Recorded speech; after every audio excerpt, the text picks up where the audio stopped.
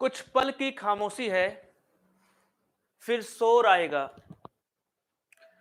कुछ पल की खामोशी है, फिर शोर आएगा। तुम्हारा तो वक्त आया था, हमारा दौर आएगा। तो नमस्कार, सुप्रभात, राम राम, राधे राधे, सत श्री अकाल।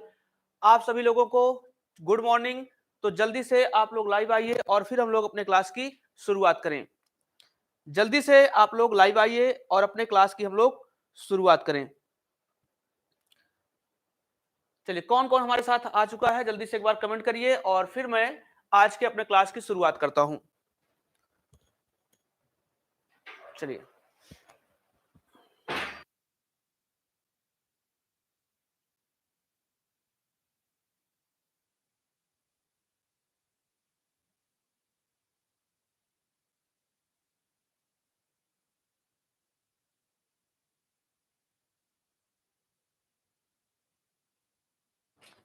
चलिए भाई, जय हिंद। चलिए, जितने लोग आ चुके हैं, जय हिंद सबको। तो आइए अपने क्लास की हम लोग शुरुआत करने चल रहे हैं। एक बार जोरदार तरीके से आप लोग वीडियो को शेयर करिए और फिर हम लोग अपने क्लास की शुरुआत करें। चलिए, तो आज जो सीखना है हमको, वो सीखना है, अभी तक हमने क्या सीखा? अभी तक सीखा है हमने कि कैसे हम लोग फ्रैक्शन से किसी चीज को, कैसे हम लोग फ्रैक्शन से किसी चीज को परसेंटेज में कन्वर्ट करेंगे। लेकिन आज की क्लास में क्या सीखेंगे? आज की क्लास में ये सीखेंगे कि कैसे हम लोग, कोई परसेंटेज की चीज होगी और परसेंटेज की चीज को कैसे हम लोग फ्रैक्शन में कन्वर्ट करेंगे। तो आपकी हेडिंग आज की होगी परसेंटेज,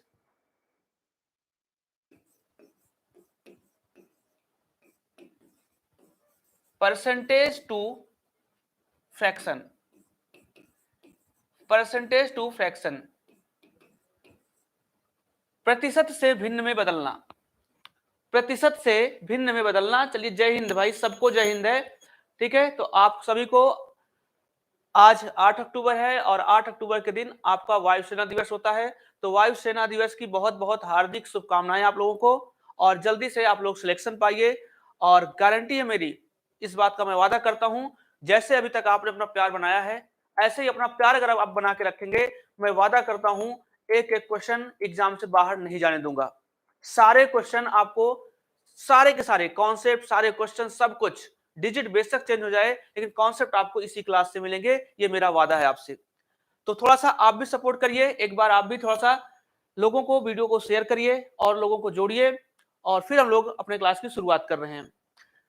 तो हमको क्या करना है आज? आज हमको सीखना है कैसे हम क्या करेंगे, परसेंटेज से फ्रैक्शन में जाएंगे। जैसे मान लीजिए अपने सामने एक नंबर लिखा है, मान लो मैंने कहा, मान लो हमने एक नंबर लिया 116.66%।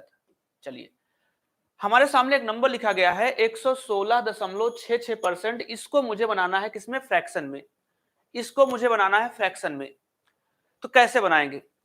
तो यहां पे क्या करना है, ध्यान से समझिएगा। एक तरीका आपके पास ये होगा, कुछ लोग क्या करेंगे, कुछ लोग ये बोलेंगे सर यहाँ परसेंट लगा है तो परसेंट की जगह पे मैं क्या कर दूं, 1/100 कर दूं। अब फिर वो 100 से गुणा करेंगे, 100 से भाग करेंगे और कैलकुलेशन बढ़ती जाएगी, कैलकुलेशन बढ़ती जाएगी। तो वो चीज आपको नहीं करना है, मैं आपको एडवांस तरीका सिखा रहा हूं। ये तरीका आपके पास है, ये तरीका आप अपना यूज कर सकते हैं। जैसे कुछ लोग इसमें 100 का मल्टीप्लाई कर सकते हैं, कुछ लोग इसको ऐसे करेंगे 116.66, इसकी जगह पे क्या करेंगे, 1/100 लिख देंगे।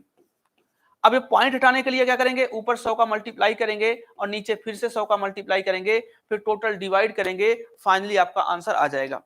लेकिन ये चीज मैं आपको नहीं सिखाऊंगा, याद रखना, मैं थोड़ा सा एडवांस तरीका सिखाऊंगा आपको जो आपके एग्जाम में काम आए, जिससे आपका सिलेक्शन हो। पहला चीज तो ये याद रखना कि ऐसा कोई भी नंबर होगा जिनको परसेंटेज को आपको फ्रैक्शन में चेंज करना है, तो आपको उसको लिखना कैसे है। जैसे मान लो यहाँ पे लिखा है 116.66, तो इसको आपको लिखना है 100। ठीक है, 100 प्लस, मान लो लिखा होता 216.66, तो आपको क्या करना होता, 200 प्लस लिखना होता। मान लो लिखा होता, ठीक है, मान लो लिखा होता 316.66, तो आप क्या करते, 300 प्लस लिखते। मान लो ऐसे कुछ लिखा होता 416.66, ऐसे लिखा होता, तो आप इसको 400 प्लस करके लिखते। मतलब जितने 100 प्लस में ये होगा पहले उतना ही लिखना है। जैसे यहाँ पे क्या है, 116.66 है, तो 116 का मतलब क्या हुआ, 100 प्लस, क्योंकि आपको पता है कि 1 का मतलब 100% होता है, 2 का मतलब 200%, 3 का मतलब 300%।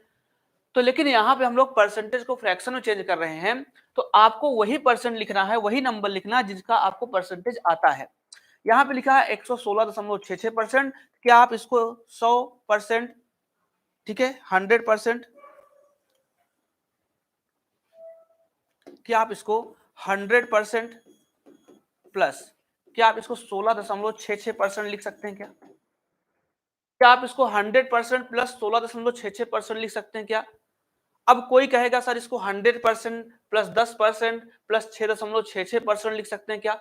सब कुछ लिख सकते हो, जो इच्छा कहे वो लिखो, लेकिन आपको कोशिश ये करना है कि जो मैंने आपको बेसिक फ्रैक्शन सिखाई है 1 से लेकर के 25 तक में, इसको उसी फॉर्म में तोड़ने की कोशिश करिएगा जो आपको याद हो। अब बताओ 100% को अगर फ्रैक्शन में लिखोगे कितना लिख सकते हो? क्या 1 लिख सकते हो क्या? 100% को फ्रैक्शन में क्या आप 1 लिख सकते हो क्या? बिल्कुल लिख सकते हो। अब बताओ 16.66 का मान कितना होता है? क्या 1/16 होता है क्या? 16.66 का मान कितना होता है? 1/16, क्योंकि 1/16 की वैल्यू कितनी होती है? 16.66। 100% की वैल्यू कितनी होती है? 1। तो 1 की वैल्यू 100% होती है तो 100% की वैल्यू 1 होगी। 2 की वैल्यू 200% होती है तो 200% की वैल्यू कितनी होगी? 2 होगी। ये चीज याद रखना। इसको सिंप्लीफाई करेंगे, 16 एकम 16 और 16 एक कितना? 17/16 इसका आंसर आ गया। 17/16 इस क्वेश्चन का आंसर आ गया।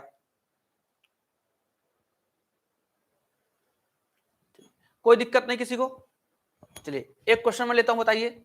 जैसे मान लीजिए मैंने कहा 206.66%। अच्छा सॉरी, एक मिनट, इसको सही कर लीजिएगा।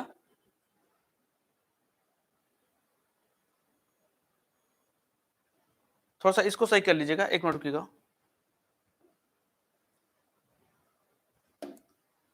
इसको 106 कर लीजिएगा, ठीक है।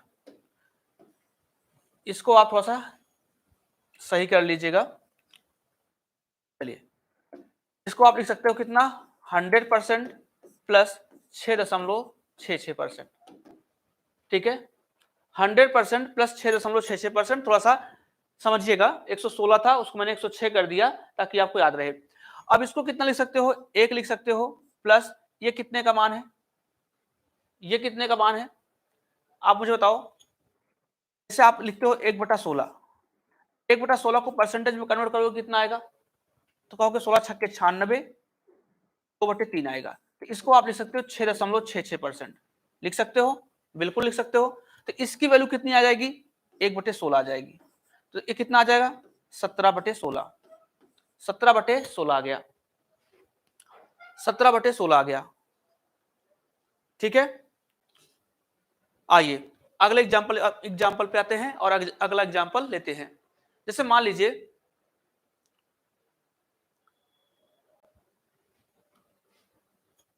समझिए,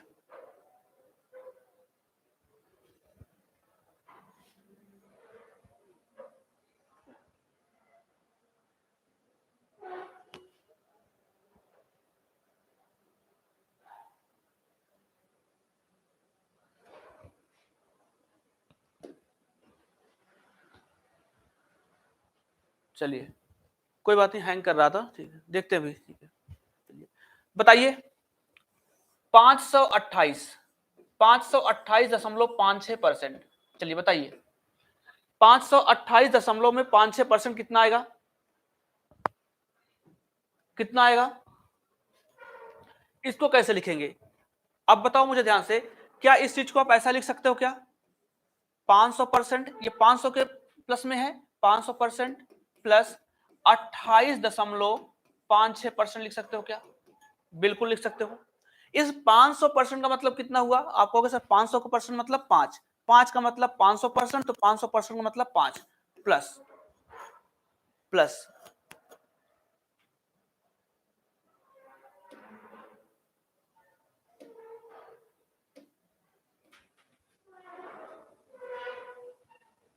ये आज हैंग क्यों कर रहा है?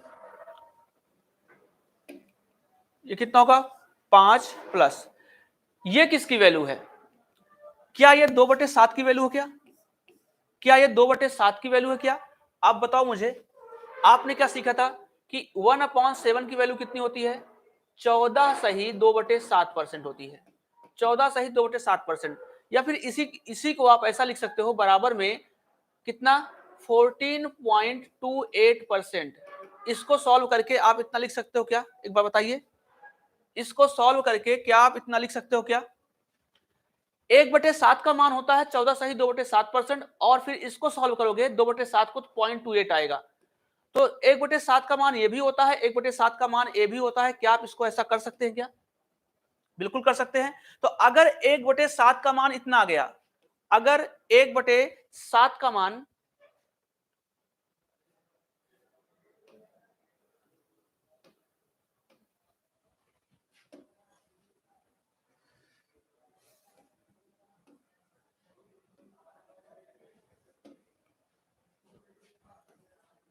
अगर 1/7 की वैल्यू आ गई 14.28, तो अगर इसका दोगुना कर दूंगा, ध्यान से देखो, ये देखो यहाँ पे 14 का दोगुना 28 है और 28 का दोगुना 56 है। इसका मतलब 2/7 की वैल्यू है। 2/7 की वैल्यू कितनी आ जाएगी? 28.56 आ जाएगी। इसका मतलब ये वैल्यू किसकी है? 2/7 की वैल्यू है। 7 × 35, 35 दो कितना? 37/7 आएगा। 37/7। जी हाँ। अब यहाँ पे एक चीज ध्यान रखना, ध्यान से, कि यहाँ पे इस नंबर को 3 गुना भी कर सकता है। बेसिक फ्रैक्शन तो आपकी यही है। जैसे यहाँ पे क्या है? 14.28, इसको इसने 2 गुना किया, तो इसको 28 लिखा, इसको 56 लिखा। इसको 3 गुना भी कर सकता है। 3 गुना करेगा तो क्या करेगा? इसको कितना लिख देगा? 42 लिख देगा। इसको कितना लिखेगा? 84 लिख देगा। कितना लिखेगा? 42। कितना लिखेगा? 84। जैसे मान लो हमने एक एग्जाम्पल लिया,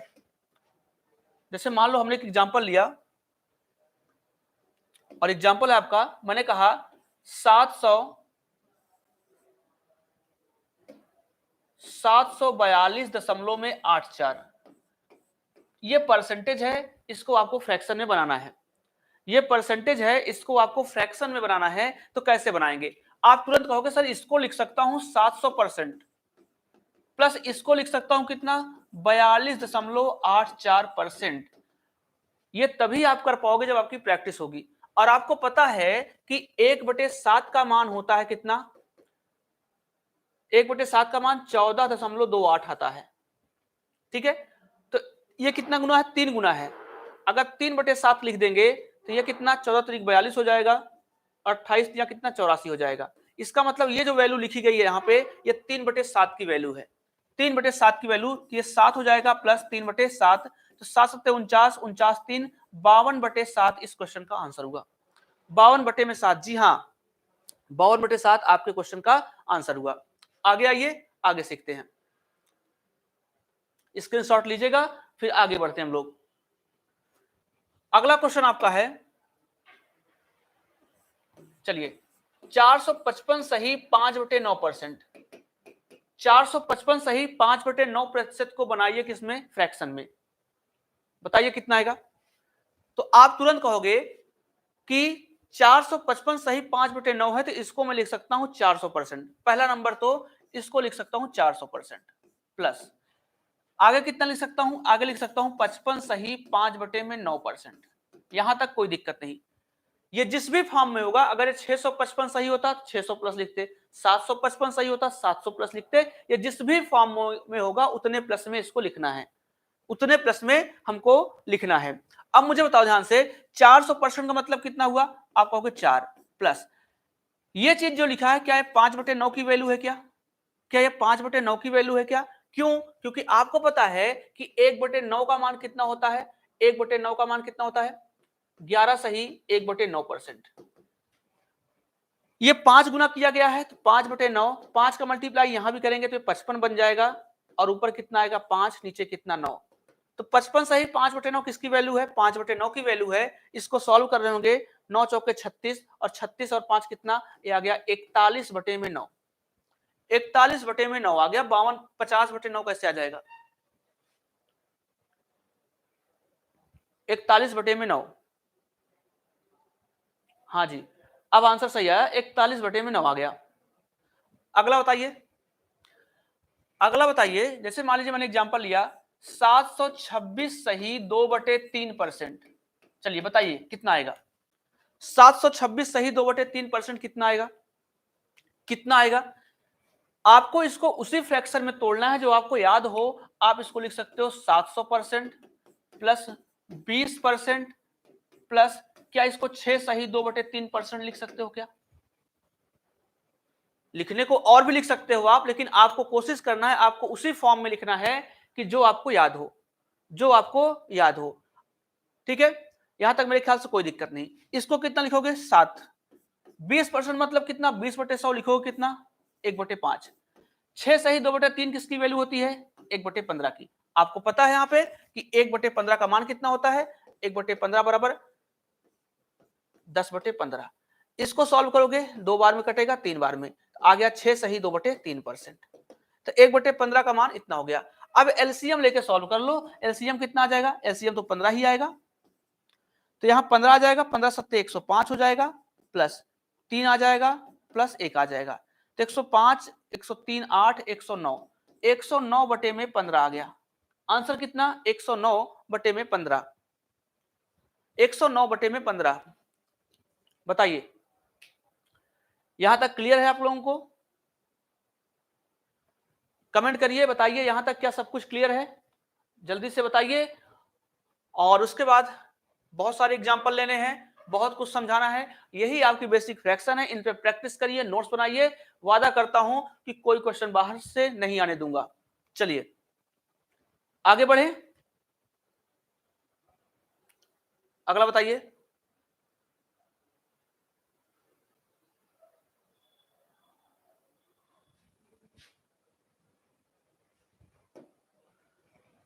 अगला बताइए कितना आएगा? 218 सही 2/11%। 218 सही 2/11% कितना आएगा? बताइए। आप तुरंत कहोगे सर इसको लिख सकता हूं 200%, प्लस इसको लिख सकता हूं 18 सही 2/11%। लिख सकता हूं। आपके दिमाग में तुरंत आएगा कि ये तो 2 की वैल्यू हो गई, प्लस ये कितने की? आपको पता है कि 1/11, यहां पे कितना है? अपॉन में 11, आपको पता है 1/11 की वैल्यू कितनी होती है? 9 सही 1/11%। यहां पे 18 है, तो जाहिर सी बात है 2 का मल्टीप्लाई किया गया, हो गया 2/11। 2 का मल्टीप्लाई यहां करेंगे तो 18, 2 का मल्टीप्लाई यहां भी होगा 2/11। तो 18 सही 2/11 किसकी वैल्यू है? 2/11 की वैल्यू है, ये 2/11 की वैल्यू है। तो 11 दूना 22, 22 और 2 कितना? 24/11 आ गया इस क्वेश्चन का आंसर। 23/11 कैसे आएगा? 24/11। ये 2/11 की वैल्यू है, तो 11 दूना 22, 22 और 2 24/11। 24/11 आ गया आंसर।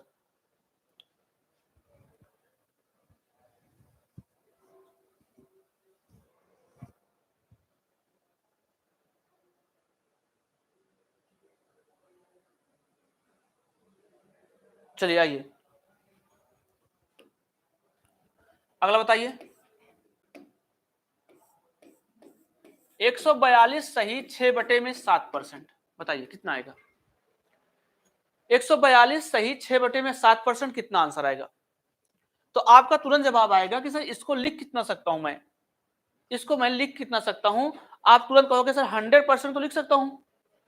आप तुरंत कहोगे 100% प्लस 42 सही 6/7%। आप लिखना चाहो तो कुछ भी और लिख सकते हो। आप चाहो तो इसको 40% लिख सकते हो, आप चाहो इसको 30% प्लस 2 सही 6/7% लिख सकते हो। लिख सकते हो, लेकिन आप कोशिश करेगा इसको ऐसा लिखिएगा, ये ऐसा दिया ही जाता है कि आप किसी भी नंबर का मल्टीप्लाई करके बेसिक फ्रैक्शन से ये चीज बना सकते हो। आपके दिमाग में तुरंत आएगा 100% का मतलब 1 हुआ, प्लस 42 सही 6/7 की वैल्यू जहां भी आपसे पूछेगा आप मुझे तुरंत बताओ 1/7 का मान कितना होता है? 1/7 बराबर कितना? 14 सही 2/7%। ठीक है, आपको यहां कितना दिया है? 42 दिया है, तो यहां 3 का मल्टीप्लाई करेगा 3/7 आएगा। 3 का मल्टीप्लाई यहां किया होगा तो 14 तरीक 42 बना होगा। 3 का मल्टीप्लाई यहां किया होगा 6/7, तो 3/7 का मान कितना आया? 42 सही 6/7। तो 42 सही 6/7 किसकी वैल्यू है? 3/7 की वैल्यू है। 3/7 की वैल्यू है, 7 एकम 7, 7 3 10/7 इस क्वेश्चन का आंसर हुआ। 10/7 इस क्वेश्चन का आंसर हुआ। 10/7। चलिए आगे आइए, थोड़ा स्पीड में चल रहा हूं मैं क्योंकि बहुत कुछ सीखना है, बहुत कुछ सिखाना है, तो कमेंट पे थोड़ा मैं ध्यान कम दूंगा, बस आपके आंसर जो आएंगे उन्हीं को देखूंगा। अगला बताइए 355.55%, चलिए बताइए कितना आएगा।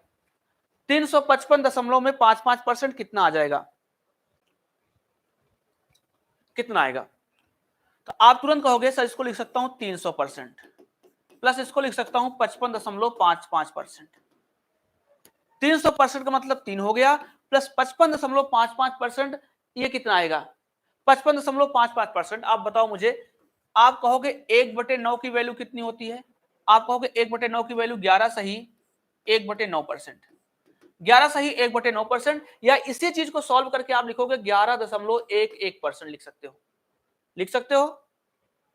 तो आपको यहां कितना चाहिए? यहां पे देखो एक एक आया हुआ सब, तो जाहिर सी बात है इसका 5 गुना किया गया होगा, ये 5/9, तो 5 का मल्टीप्लाई यहां भी किया हो गया, 5 का मल्टीप्लाई यहां भी किया गया होगा, तो ये 55.55 आया है। तो इसका मतलब ये 5/9 की वैल्यू है, 5/9 की वैल्यू है। तो 9 त्रिक 27, 27 5 32/9 इस क्वेश्चन का आंसर हुआ, 32/9। यहां पे अगर सेम डिजिट आएगा 6 6 6 6 आएगा, इसका मतलब 6 गुना किया गया है। 7 7 7 आएगा मतलब 7/9 किया गया है। 8 8 8 आएगा मतलब 8/9 गुना किया गया है। ये आपको समझना है। जैसे मान लीजिए मैं एक एग्जांपल लेता हूं और एग्जांपल समझिए। एग्जांपल क्या है?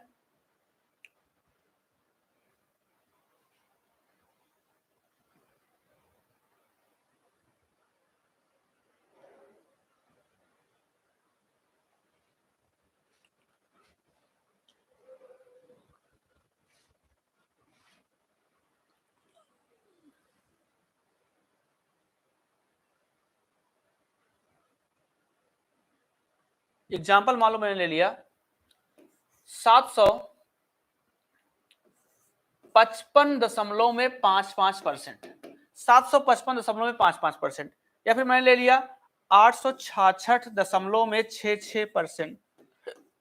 तो आप तुरंत कहोगे इसको कितना लिखेंगे? इसको लिखोगे 700% प्लस 55.55%। ये वैल्यू हो गई 7 की, ये वैल्यू हो गई कितना? 5/9 की। तो 9 सत्ते 63, 63 और 5 68/9 आ गया। इसको लिखना है, कितना लिखोगे? आप कहोगे ये लिख सकता हूं 800% प्लस ये लिख सकता हूं कितना? 66.66%। ये इसकी वैल्यू 8 हो गई, 800% का मान 8, ये कितना हो गया? 6/9। ठीक है, 9 8 72, 72 और 6 78 बटे में कितना आ गया? 9 आ गया। 78 बटे में कितना आ गया? 9 आ गया। तो मेरे ख्याल से ये आपने सीखा।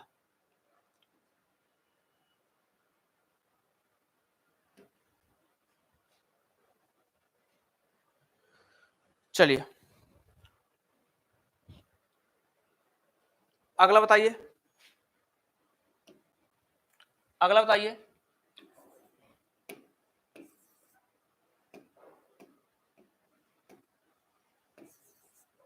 846.66% कितना आएगा? 846.66% कितना आएगा? 846.66% कितना आएगा? बताइए कितना आएगा? आप इसको ऐसा लिख सकते हो क्या? 800% प्लस 40%, क्योंकि 40% का मान आपको याद है, प्लस 6.66%, क्योंकि आपको पता है कि 6.66% किसकी वैल्यू होती है, ये आपको पता है,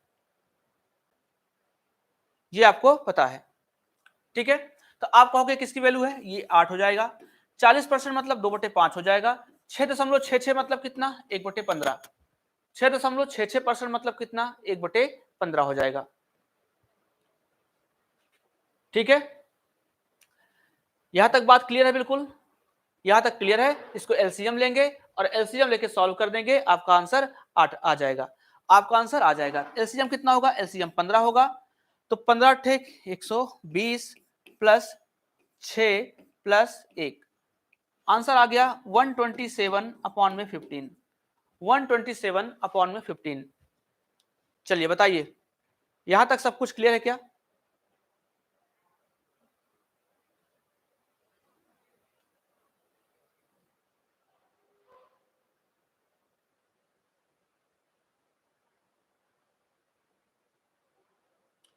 यहां तक क्लियर है सब कुछ?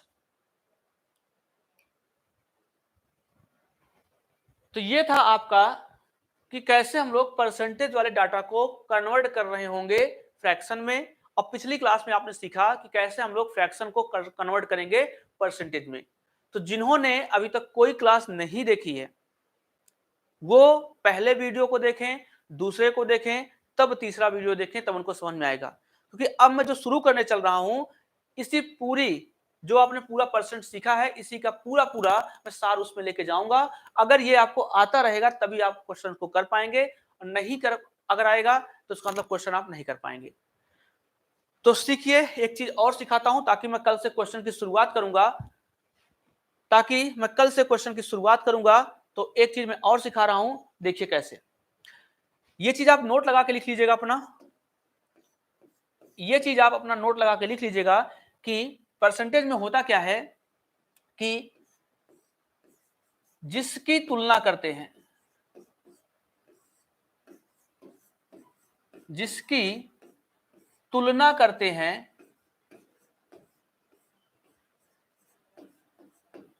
उसे हमेशा अंश में, अंश मतलब न्यूमरेटर में, अंश मतलब ऊपर, उसे हमेशा अंश में लिखते हैं, उसे हमेशा अंश में लिखते हैं, और जिससे तुलना करते हैं, और जिससे, ये वर्ड इंपॉर्टेंट है, जिससे, और यहां पे जिसकी, ये वर्ड इंपॉर्टेंट है, और जिससे तुलना करते हैं, और जिससे तुलना करते हैं उसे हमेशा हर में, हर मतलब डिनोमिनेटर, उसे हमेशा हर में लिखते हैं।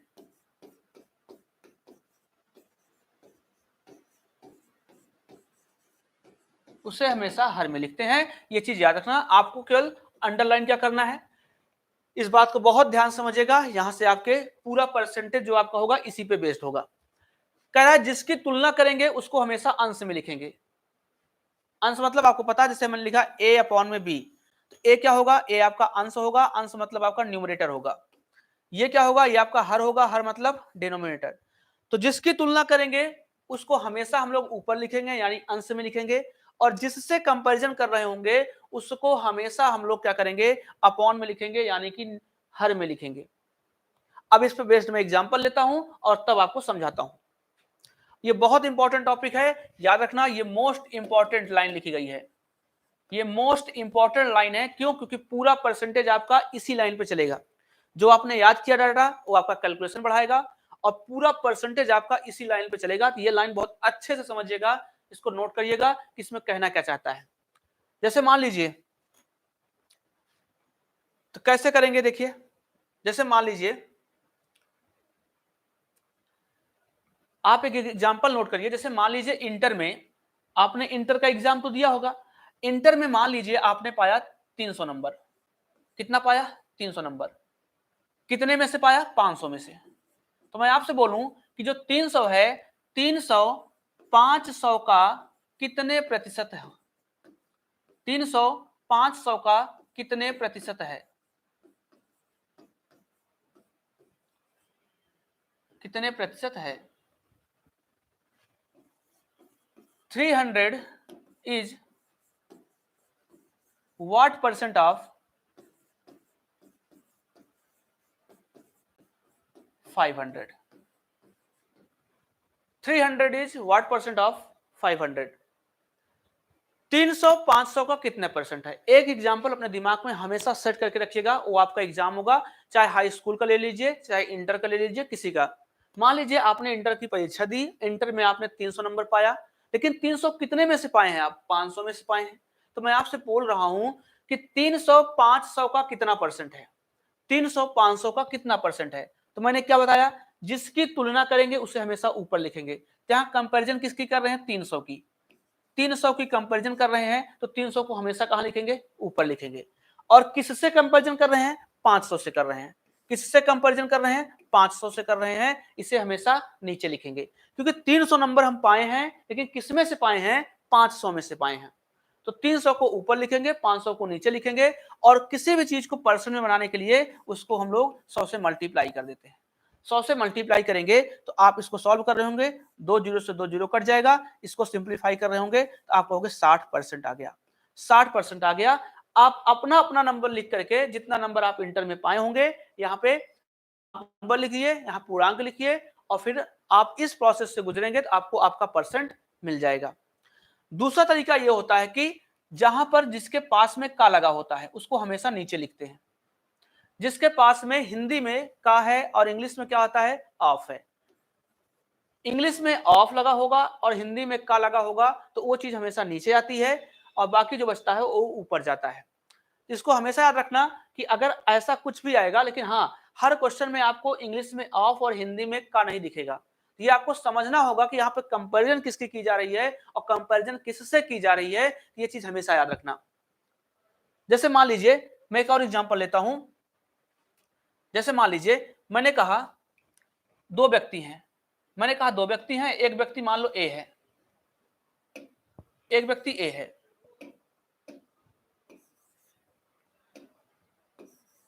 एक व्यक्ति ए है, एक व्यक्ति बी है। मान लो ए के पास 20 रुपए है, बी के पास 40 रुपए है। ए के पास 20 रुपए है, बी के पास 40 रुपए है। तो मैंने पूछा कि ए जो है बी का कितने परसेंट है। मैंने आपसे पूछा ए बी का कितने प्रतिशत होगा, ए बी का कितने प्रतिशत होगा। ठीक है, A is what percent of B, या फिर 20 is what percent of B. ठीक है, ए बी का कितने परसेंट होगा। तो आप मुझे बताओ कि का किसके पास में आ रहा है? का आ रहा है 40 के पास में, मतलब बी के पास में आ रहा है, तो बी की वैल्यू नीचे होगी और जो बचा वो ऊपर होगा। और इसको परसेंट में बनाने के लिए 100 का मल्टीप्लाई कर देंगे। सिंप्लीफाई कर रहे होंगे 2 बार में, इसको काट रहे होंगे 50 बार में। आंसर कितना आ गया? 50%। ए जो है बी का कितना है? 50% है। ए बी का कितना है? 50% है। लेकिन दूसरा तरीका आप ये भी याद रखना कि जो मैंने लाइन लिखाई है, अगर उस लाइन से आप चलेंगे तो आपको परसेंटेज की हर बात क्लियर रहेगी। हमने क्या कहा कि जिसकी कंपैरिजन करेंगे उसे हमेशा ऊपर लिखेंगे। तो यहां कंपैरिजन किसकी कर रहे हैं? कह रहा है 20 40 का कितना परसेंट है, तो 20 की कंपैरिजन कर रहे हैं तो 20 को ऊपर लिखेंगे।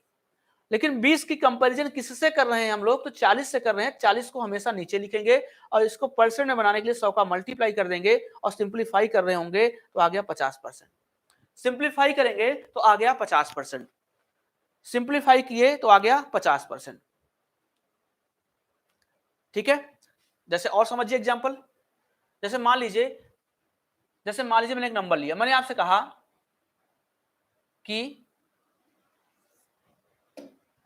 मैंने कहा 2 केजी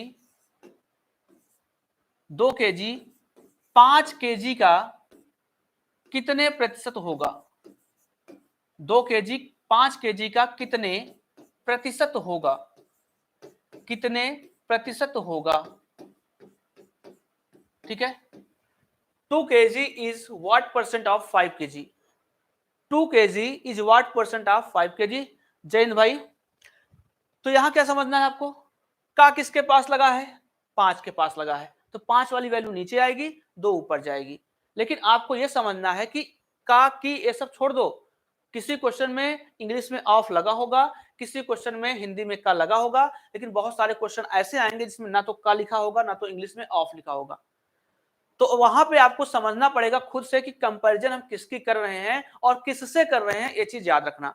तो आप तुरंत कहोगे कि यहाँ पे 2 केजी की कंपैरिजन हो रही है। 2 केजी 5 केजी का कितने परसेंट है? ये 2 केजी जो है 2 केजी 5 केजी का कितने परसेंट है? तो कंपैरिजन 2 की हो रही है, किससे हो रही है? 5 से हो रही है। तो इसको परसेंट में बनाएंगे, 100 का मल्टीप्लाई करेंगे, सॉल्व कर देंगे, 40% आ गया। सॉल्व कर देंगे, 40% आ गया। ठीक है, सबसे इसका बेस्ट एग्जांपल होता है कि आप इसकी जगह पे अपना हाई स्कूल या इंटर का नंबर रख दीजिए। जैसे मान लीजिए सपोज करिए मान लीजिए आप हाई स्कूल का एग्जाम दे रहे हैं। आप हाई स्कूल का एग्जाम दिए, मान लीजिए आपने पाया 360 नंबर। तो 360 नंबर पाए और कितने में से पाए? 600 में से पाए। तो मैंने बोला 360 600 का कितना परसेंट है, कितना प्रतिशत है? 360 इज व्हाट परसेंट ऑफ 600? तो आप मुझे बताओ, आपने 360 नंबर पाया, कितने में से पाया? कितने में से पाया? 600 में से पाया।